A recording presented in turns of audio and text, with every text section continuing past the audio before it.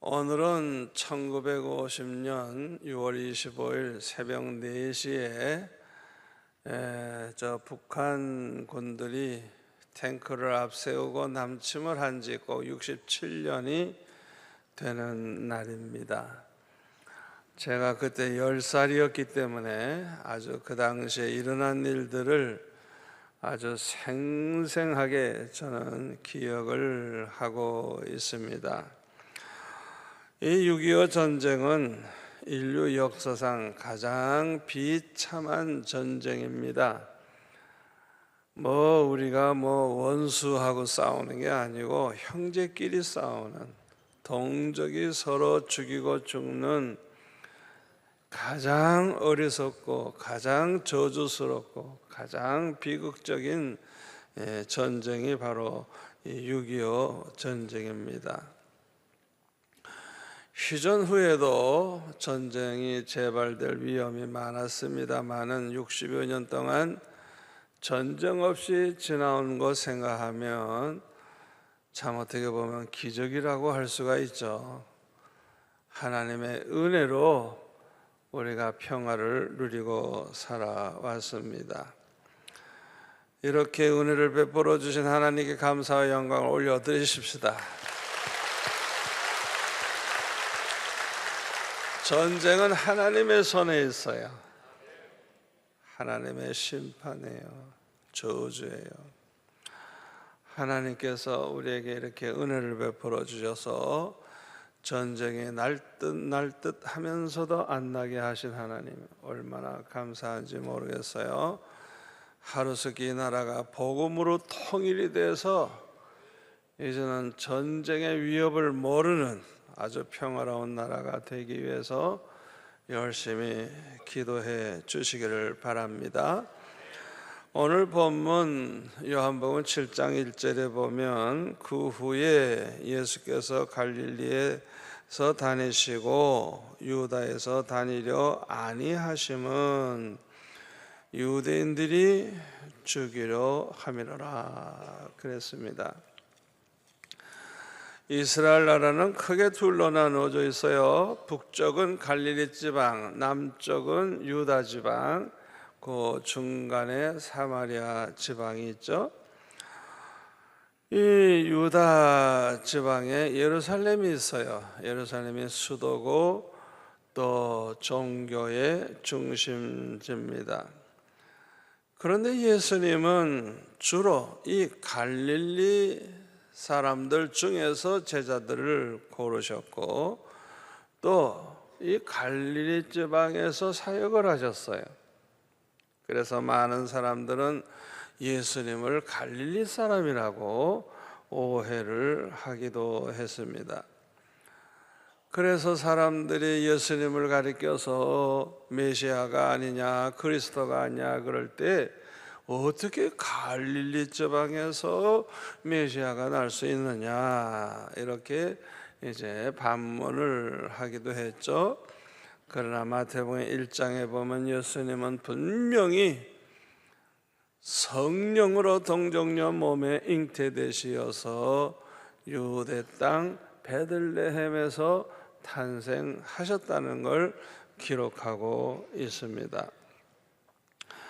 그런데 예수님께서 이 갈릴리 지역에서 주로 사역하신 그 이유가 있어요. 이유.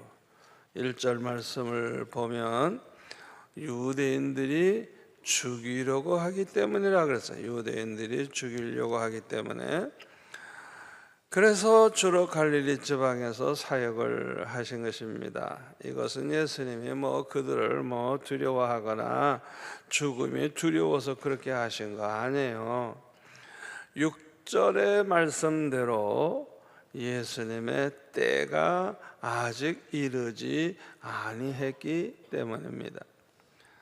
다시 말하면 아직 예수님이 십자가에 못 박혀 죽으실 그 때가 되지 아니했기 때문에 그런 거예요. 다시 말하면 아직도 할 일이 남아있는 거예요. 십자가에 달리시기 전에 할 일이 아직 남아있어요.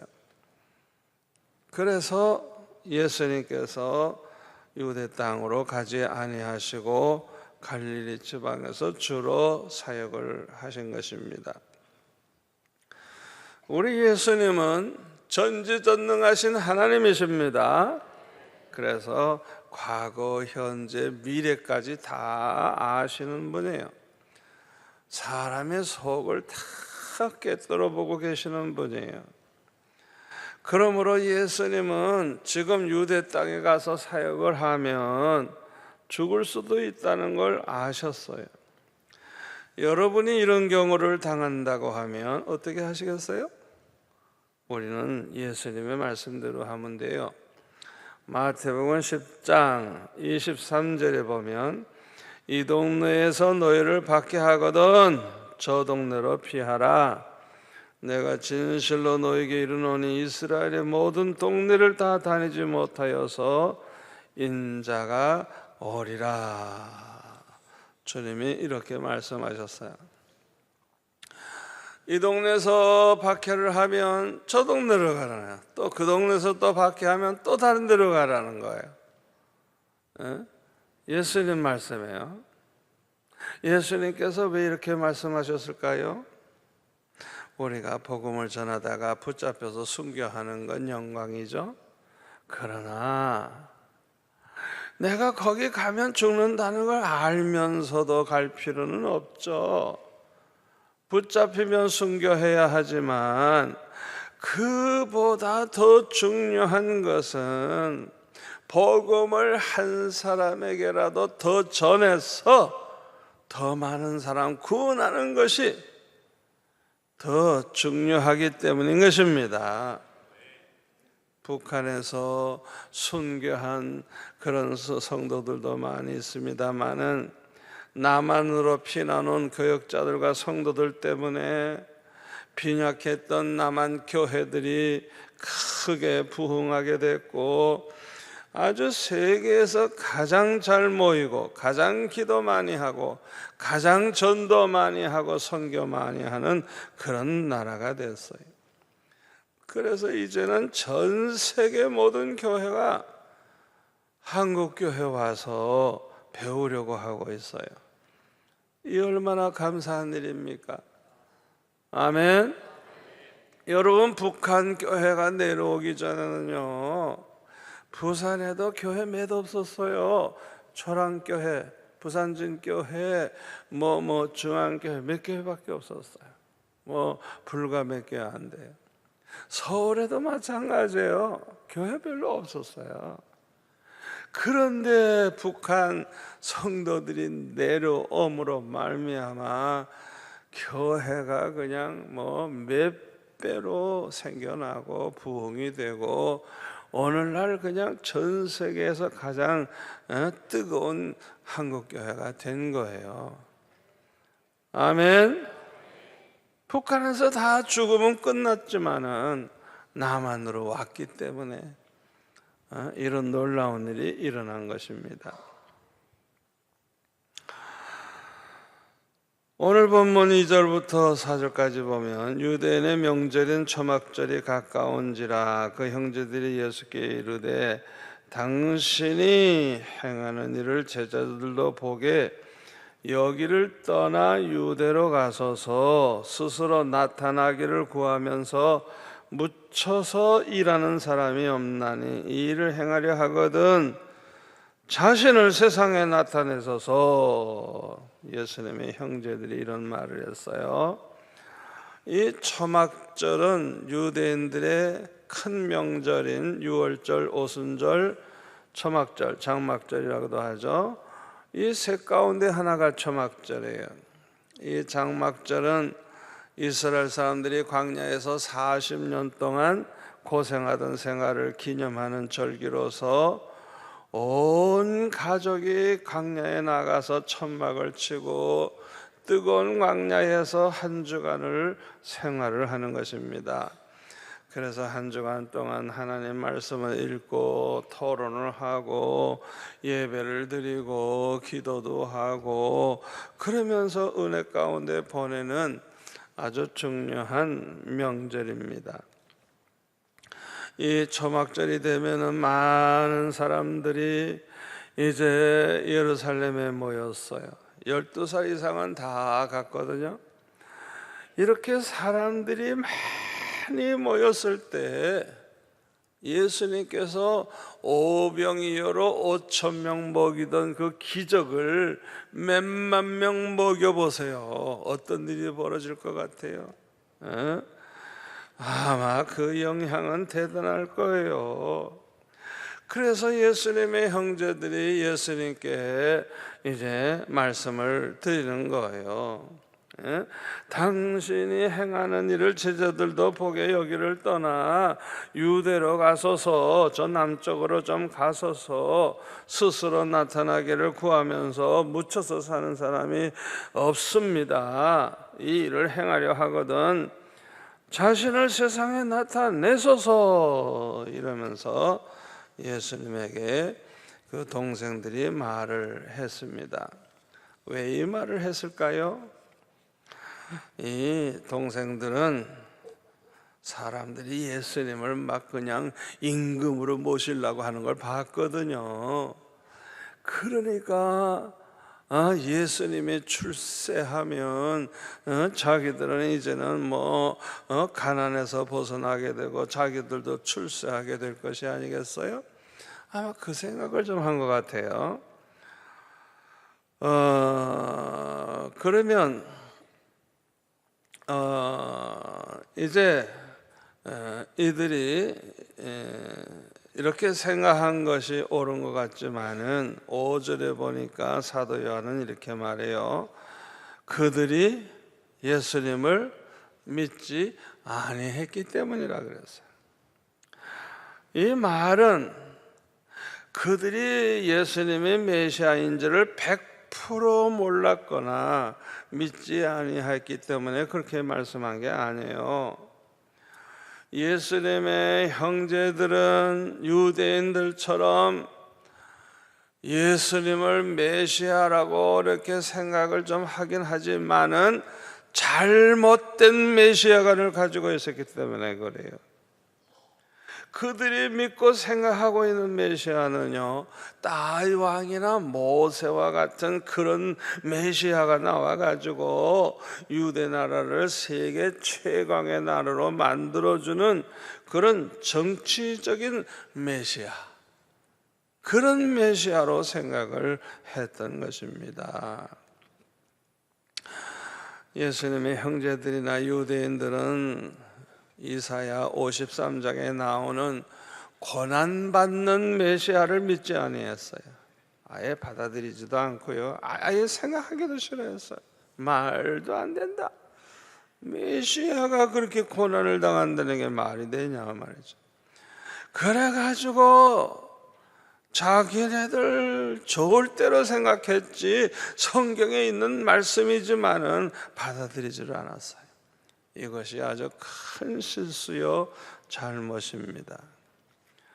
지금까지도 유대인들이 예수님을 그리스도로 믿지 않고 다윗 같은 모세와 같은 메시아가 오기를 기다리고 있는 것을 보면 이 성경학자들이 성경을 똑바로 알고 똑바로 가르쳐 전도하는 게 얼마나 중요하다는 걸 우리가 다시 한번 깨닫게 됩니다. 예수님의 형제들이 알고 있는 메시아는 성경에도 맞지 않고 잘못된 메시아예요. 그러므로 사도 요한은 5절에 보면 그 형제들까지도 예수님을 믿지 아니했다 그랬어요. 예수님 동생들이 많이 있습니다. 야고보, 요셉, 시몬 등등 많이 있어요. 자, 그러면 예수 믿는다는 것은 무슨 뜻이냐? 여러분 잘 들으세요. 교회 안에는 두 종류의 사람이 있어요. 그냥 교회 다니는 사람이 있고요, 진짜 예수 믿어 구원받은 사람이 있어요. 여러분, 교회 다닌다 그래서 다 예수 믿는 사람 아니에요. 교회 다닌다 그래서 다 구원받은 사람 아니에요. 교회만 다니지 믿음은 없는 사람들이 있어요. 이게 달라요. 그러므로 우리는 예수 믿는다는 것이 무엇인가를 똑바로 알아야 합니다. 그래서 저와 여러분은 모두가 다 구원받아서 하나님의 자녀가 되고 예수님 재림하실 때 영광스러운 모습으로 맞이하게 될 수 있기를 축원합니다. 자, 그러면 구원받아 하나님의 자녀가 되는 믿음이란 어떤 믿음이냐? 첫째, 예수님이 누군지 똑바로 아는 믿음입니다. 마태복음 16장 15절부터 보면은 예수님께서 너희들은 나를 누구라 하냐 할 때 시몬 베드로가 이렇게 대답을 하죠. 주는 그리스도시요 살아계신 하나님의 아들이십니다. 그러니까 예수님 말씀하시기를 바요나 시몬아 네가 복이 있도다. 이를 내게 알게 하니는 혈육이 아니요 하늘에 계신 내 아버지시니라. 이렇게 말씀하셨어요. 베드로가 예수님이 누군지 똑바로 알고 이렇게 고백할 수 있었던 것은 사람이 가르쳐줘서 그렇게 알게 되는 게 아니래요. 이것은 특별히 하나님의 은혜요 축복입니다.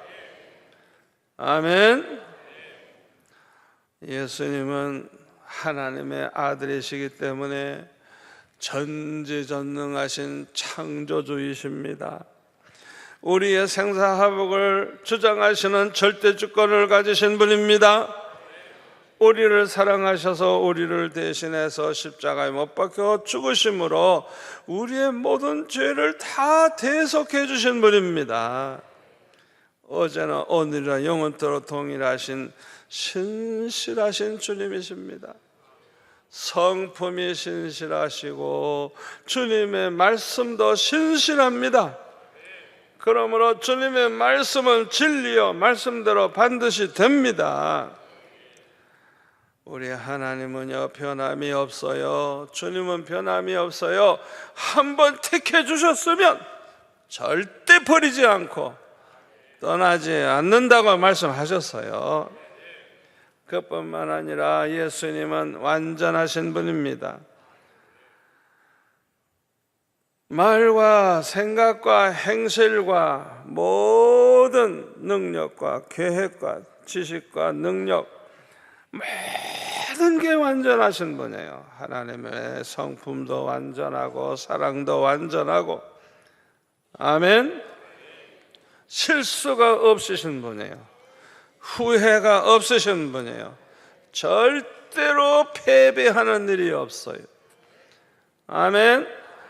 계시록 17장 14절 그들이 어린 양과 더불어 싸우려니와 어린 양은 만주해 주시어 만왕의 왕이심으로 그들을 이기실 터이요 또 그와 함께 있는 저와 여러분들도 곧 부르심을 받은 사람들, 택하심을 받은 사람들, 진실한 우리 성도들도 이기리로다.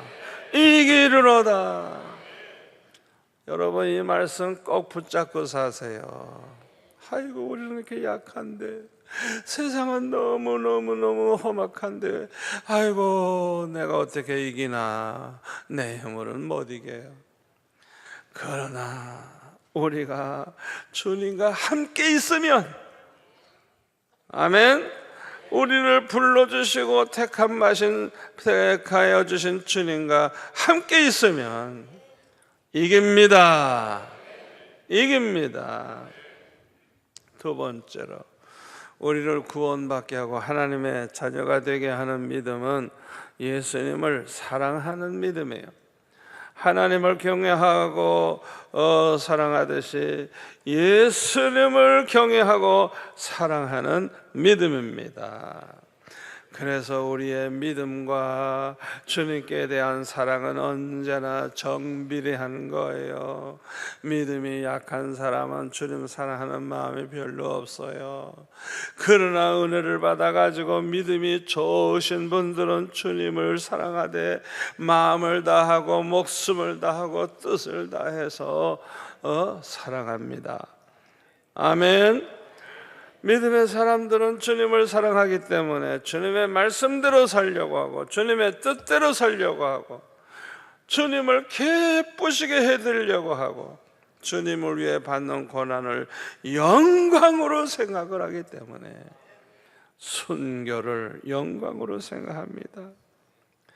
세 번째, 믿음의 사람들은 예수님을 사랑할 뿐만 아니라 예수님을 신뢰하고 의지합니다. 그래서 항상 주님을 가까이 하고 깨어 기도해요.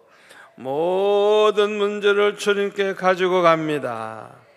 모든 문제를 기도로 해결하려고 하는 것입니다. 주님을 신뢰하고 주님의 말씀을 신뢰합니다. 그러므로 어떤 환경의 변화가 와도 말씀만 붙잡고 나갑니다. 흔들리지 않습니다. 주님의 약속은 반드시 그대로 된다는 걸 믿기 때문에 말씀을 붙잡고 나가요. 여호수아와 갈렙을 보세요. 가나안 땅 정탐을 하고 와가지고 두려워 떨지 아니했어요.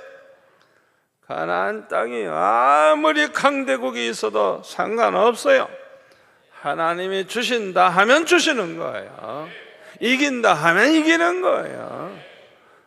주님의 말씀을 붙잡았어요. 하나님만 바라보고 신뢰했어요. 저와 여러분도 이런 믿음을 가지시기를 바랍니다. 오늘 본문 3절부터 보면은 이런 말씀이었어요. 그 형제들이 예수께 이르되 당신이 행하는 일을 제자들도 보게 여기를 떠나 유대로 가소서. 스스로 나타나기를 구하면서 묻혀서 이르는 사람이 없나니 이 일을 행하려 하거든 자신을 세상에 나타내소서 하니 이는 그 형제들까지도 예수를 믿지 아니함이로라. 예수님의 형제들이 예수님을 믿지 아니했다고 하는 것은 예수님을 육신적으로 형님으로만 알았다는 거예요. 예수님을 하나님의 아들로 그리스도로 믿지를 아니했다는 것입니다.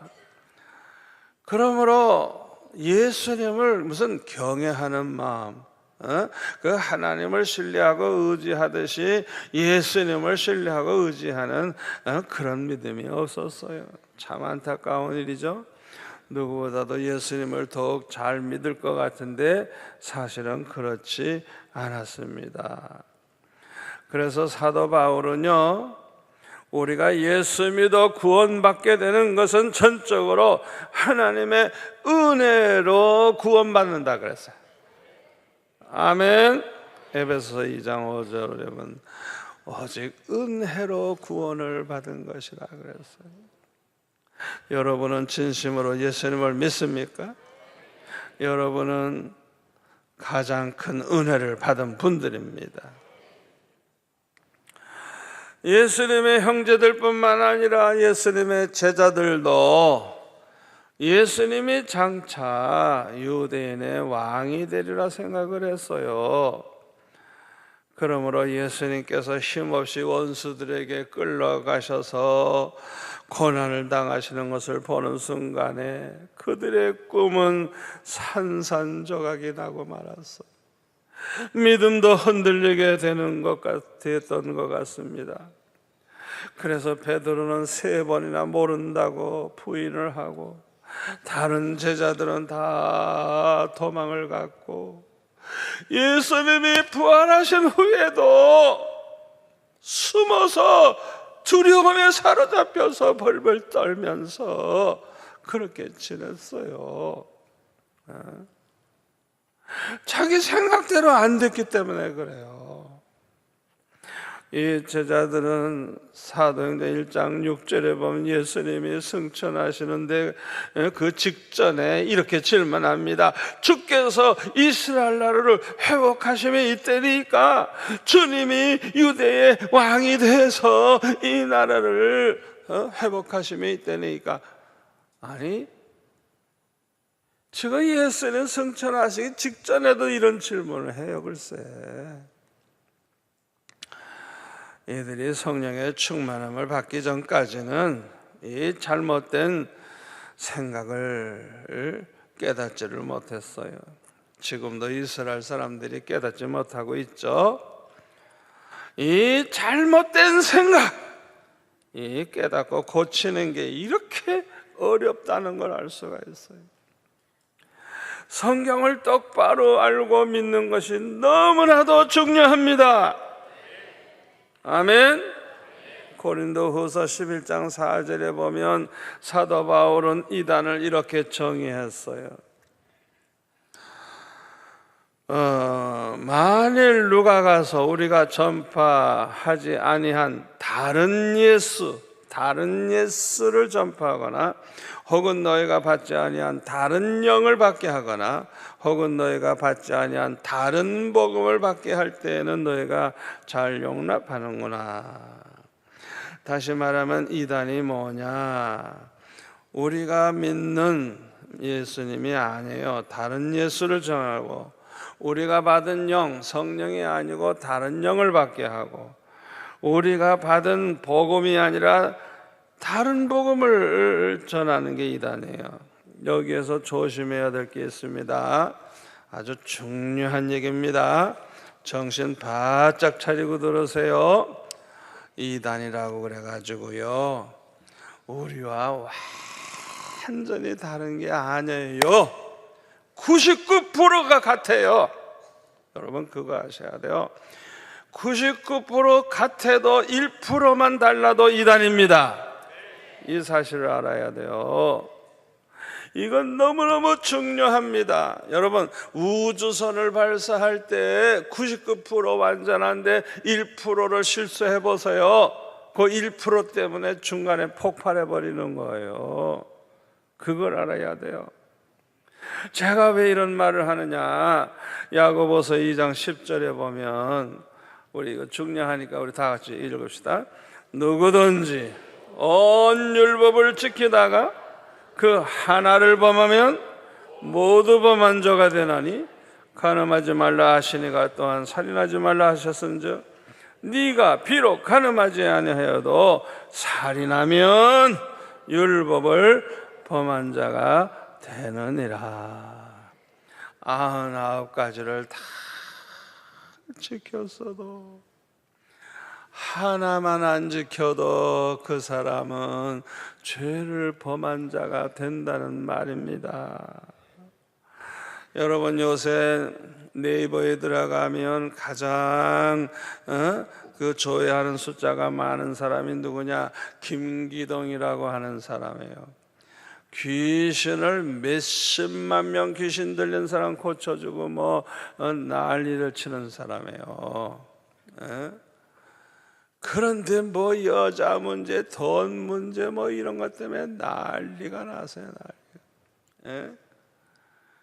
예수님의 이름으로 선지자를 타고 예수님의 이름으로 귀신을 쫓아내고 예수님의 이름으로 많은 권능을 행하지 아니했나이까. 그런데도 주님이 뭐라고 말씀하세요? 난 널 도무지 알지 못하노라. 이 불법을 행하는 자들아 내게서 물러가라.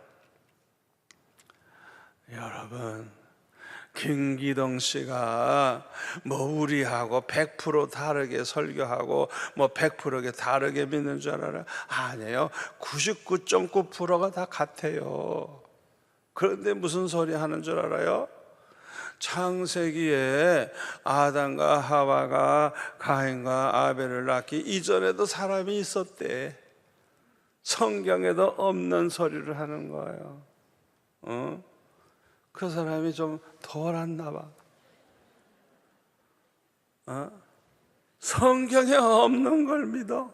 세상에. 그뿐만 아니라 귀신 쫓아다니니까 수만 명씩 수십만 명씩 모였지만은 열매가 나타나는, 거짓 선지자는 뭘 보고 안다고요? 그들의 열매로 그들을 안다 그랬어요.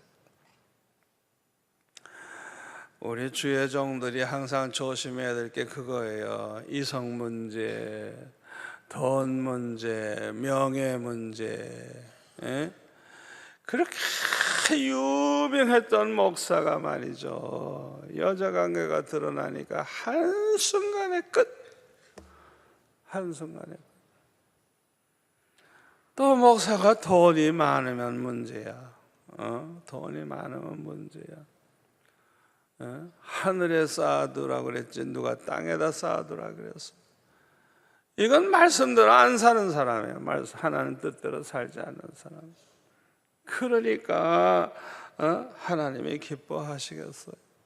총회장이 뭐가 좋다고 수십억 수억씩 써가면서 총회장 되려고 그러고. 하여튼 우리 종들이 조심해야 됩니다. 아무리 설교를 잘하고 부흥을 시켰어도 끝까지 열매가 좋아야 할 줄로 믿습니다. 물론 회개하고 죽으면 해결되겠지만 회개라고 하는 건 내 맘대로 되는 게 아닙니다. 성령의 특별하신 은혜가 아니면 절대 회개가 안 됩니다. 그걸 아셔야 돼요. 특별히 요한계시록 강의하시는 분들이 참 많아요. 알고 보니까요, 이거 조심해야 돼요. 베드로후서 1장 20절에 보면 먼저 알 것은 성경의 모든 예언은 사사로이 풀 것이 아니니 예언은 언제든지 사람의 뜻으로 낸 것이 아니요 오직 성령의 감동하심을 받은 사람들이 하나님께 받아 말하는 것입니다. 이 예언을 함부로 이러쿵저러쿵 해석하면 안 되는 거예요. 베드로후서 3장 16절 또 그 모든 편지에도 이런 일에 관하여 말하였으되 그 중에 알기 어려운 것이 들어있으니 무식한 자들과 굳세지 못한 자들이 다른 성경과 같이 그것도 억지로 풀다가 스스로 멸망에 이르느니라. 저는요, 요한계시록 강해를 제가 아는 만큼만 하지 전체를 무조건 하질 않아요. 그런데 겁도 없이 그냥 요한계시록 책을 내고 이 강해하는 이 책이 수천 권이에요. 수천 권. 그런데 같은 책은 하나도 없어. 다 달라. 그게 뭘 말하는 거예요? 99.9% 맞아도 하나만 틀려도 이단인데 세상에 겁도 없이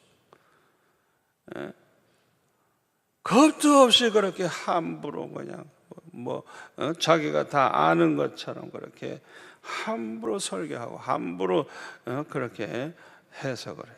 아주 어리석은 일이에요.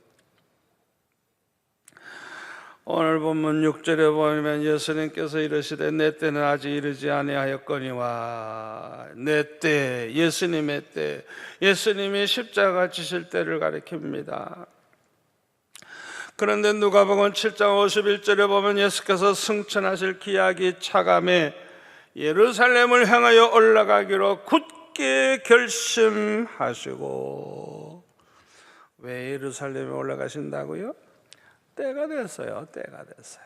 이제 십자가에 못 박히셔서 사흘 만에 부활하시고 승천하실 때가 됐다는 거예요. 우리 예수님은 전지전능하신 하나님이시기 때문에 앞으로 될 일과 하나님이 정하신 때를 다 알고 계셨어요. 그러므로 예수님은 언제나 하나님의 뜻을 따라 사셨고 하나님의 때를 맞추어 사셨어요. 그리고 언제나 하나님 기뻐하시는 일만 하셨어요.